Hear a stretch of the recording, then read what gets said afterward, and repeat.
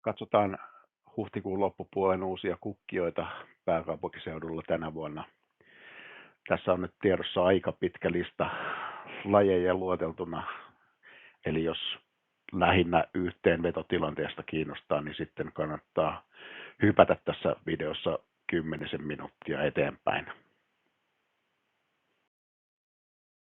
Ensimmäisenä tuli vastaan tulppaanilaji. Tässä on eri lajeja, joita mä en osaa vielä erottaa toisistaan. Näillä kukintakausi alkoi 16.4. ja keskimäärin se aloittaa 1.5. Eli tänä vuonna se olisi 15 päivää aikaisessa. Mutta löysin uuden aikaisen kukintapaikan tälle ja mun normaalipaikalta se löytyi kukkivana vasta 24.4. eli silloin se olisi ollut vain 7 päivää aikaisessa. Edellisessä videossa mulla oli virheellisesti kevätesikko tällä numerolla 39. Jostain syystä luulin, että kevätesikko oli aloittanut kukintansa 15.4., mutta oikeasti se aloitti vasta 17.4. Samalla reissulla, kun löysin aikaisen tulppaanin, niin löysin myös hyvin aikaisen ruotsinlituruohon. Kukintakausi alkoi 16.4. Keskimäärin se aloittaa 4.5. eli aloitus 18 päivää aikaisessa. Normaaleilla havaintopaikoilla sen kukinta alkoi 28.4. ja silloin se olisi ollut vain 6 päivää aikaisessa. Persian sinililja kukintakausi alkoi 17.4. Keskimäärin se aloittaa 1.4. eli kukinnan aloitus olisi 16 päivää myöhässä, mutta tämä laji tuli mukaan seurantaan vasta viime vuonna ja ainoastaan yhdellä paikalla on tätä nähnyt ja tänä vuonna en tullut käyneeksi sillä paikalla tarpeeksi usein, eli nämä tiedot ei tässä ole millään lailla luotettavia. Sitten jalava-laji. Tässä on kynäjalava tai vuorijalava.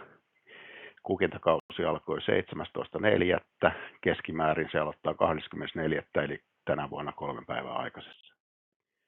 Valkonarsissi. Kukintakausi alkoi 17.4. Keskimäärin se aloittaa 21.4. Kukinnan aloitus 4 päivää aikaisessa tänä vuonna. Helmiliidia-laji. Näitäkin on monta lajia, en ole oppinut niitä erottamaan toisistaan. Kukintakausi alkoi 17.4. Keskimäärin se aloittaa 22.4. Kukinnan aloitus 5 päivää aikaisessa. Kevätesikko. Kuten edellä mainitsin, tämä oli virheellisesti edellisessä videossa. Jostain syystä keksin, että se olisi aloittanut jo 15.4., mutta oikeasti se aloitti vasta 17.4.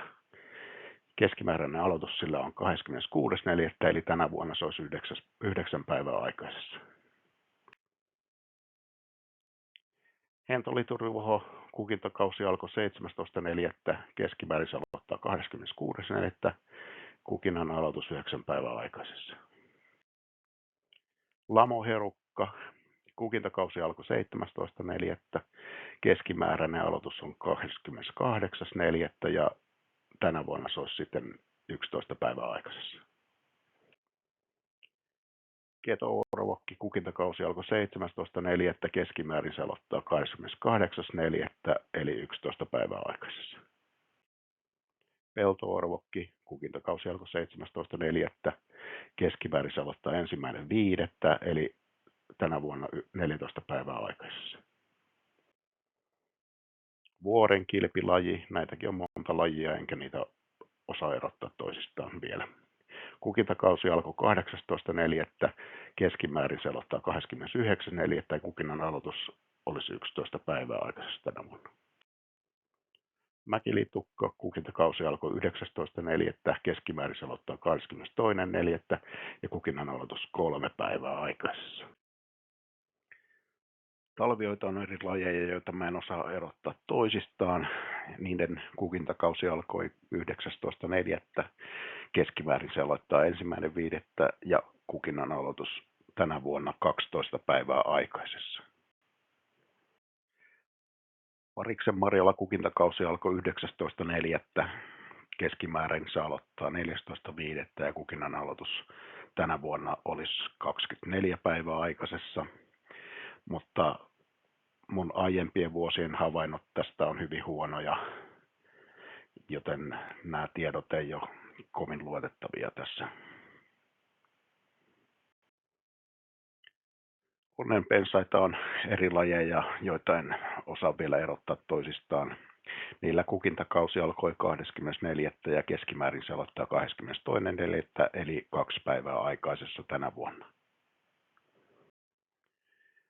Sinikukkaisia orvokkilajeja on aika paljon ja mä oon mun seurannassa jakanut ne 2 eri ryhmään.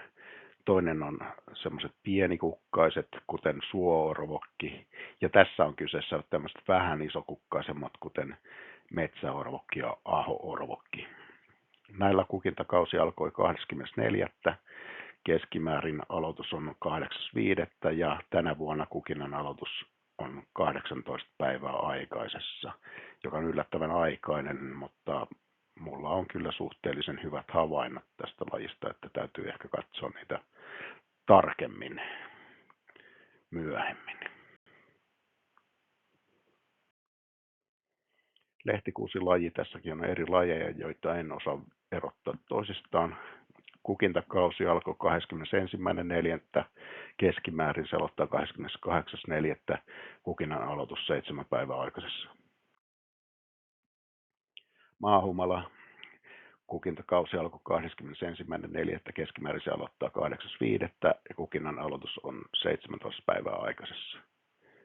Tässäkin myös hyvin aikainen aloitus, mutta mulla on tästäkin suhteellisen hyvät havainnot aiemmilta vuosilta, että voi pitää hyvin paikkansa. Hietalituruoholla kukintakausi alkoi 22.4. Keskimäärin se on aloittanut 6.5. Eli kukinnan aloitus olisi tänä vuonna 14 päivää aikaisessa.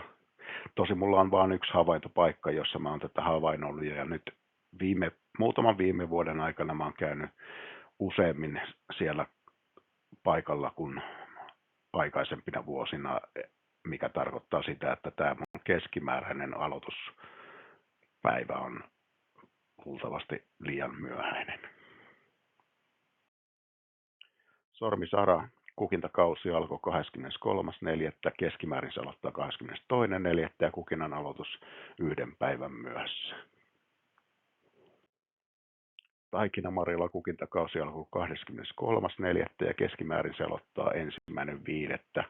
Kukinnan aloitus 8 päivää aikaisessa. Tarhatyräkki kukintakausi alkoi 23.4. Keskimäärin se aloittaa 6.5. Kukinnan aloitus 13 päivää aikaisessa. Kortelaji, joka tarkoittaa tässä tapauksessa joko metsäkortetta tai lehtokortetta. Sen kukintakausi alkoi 23.4. Keskimääräinen aloitus on 6.5. ja tänä vuonna kukinnan aloitus 13 päivää aikaisessa. Tälle mulla on ensimmäiseltä havaintovuodelta, eli silloin kun otin sen mukaan seurantaan, niin olen kirjannut semmoisen myöhäisen havainnon, joka ei ihan oikeasti ollut sen aloituspäivä. Ja tämän takia tämä keskimääräinen aloitus on näin myöhäinen ja ilman sitä vuotta laskettuna aloitus olisi vain 7 päivää aikaisessa tänä vuonna. Hietalemmikki, joka saattaa myös olla mäkilemmikki, niitä on vaikea tunnistaa toisistaan. Kukintakausi alkoi 24.4. ja keskimäärin se aloittaa 28.4. ja kukinnan aloitus on tänä vuonna 4 päivää aikaisessa. Vaahteralla kukintakausi alkoi 24.4. ja keskimäärin se aloittaa 29.4. eli aloitus on 5 päivää aikaisessa. Sinikuusamalla kukintakausi alkoi 24.4. Keskimäärin se aloittaa 2.5. ja kukinnan aloitus on 8 päivää aikaisessa. Rentukalla kukintakausi alkoi 25.4. Keskimäärin se aloittaa 1.5. ja kukinnan aloitus 6 päivää aikaisessa. Karviaisen kukintakausi alkoi 26.4. keskimäärin se aloittaa 1.5. Kukinnan aloitus 5 päivää aikaisessa. Peltokanan kaali kukintakausi alkoi 26.4. keskimäärin se aloittaa 1.5. Kukinnan aloitus 5 päivää aikaisessa. Jalokiurun kannus kukintakausi alkoi 27.4. keskimäärin se aloittaa 5.5. ja tänä vuonna 8 päivää aikaisessa. Tuomella kukintakausi alkoi 29.4. keskimäärin se aloittaa 10.5. ja tänä vuonna sen aloitus on 11 päivää aikaisessa. Koristekirsikkapuu, joka saattaa olla rusokirsikka tai sitten niitä onkin muitakin lajeja. Kukintakausi alkoi 34. keskimäärin se aloittaa 1.5. ja kukinnan aloitus päivän aikaisessa.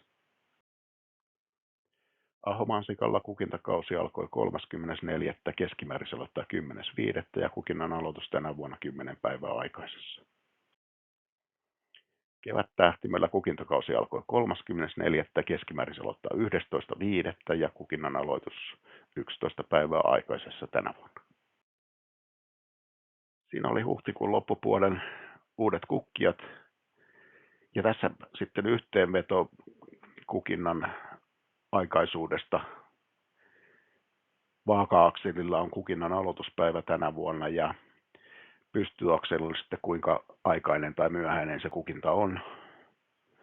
Ja on tässä eri välisillä neliöillä indikoinut, että missä kohtaa tässä kuvaaja on maalis- ja huhtikuun alut ja loput. Mustat pisteet on yksittäisiä lajeja. Eli nyt huhtikuun lopussa oltiin 7,2 päivää aikaisessa ja tämä on vähän samaa luokkaa kuin nämä aikaisemmat. Maaliskuun alussa oltiin 6,7 päivää, maaliskuun lopussa 11,9 päivää ja huhtikuun alussa 5,6 päivää aikaisessa. Eli ollaan pysytty suunnilleen viikon verran aikaisessa koko kevään ajan ja toukokuun havaintojen perusteella näyttää siltä, että tämä sama juttu jatkuu edelleen. Ja siinä oli huhtikuun loppupuolen tilanne pääkaupunkiseudun kukintakaudessa.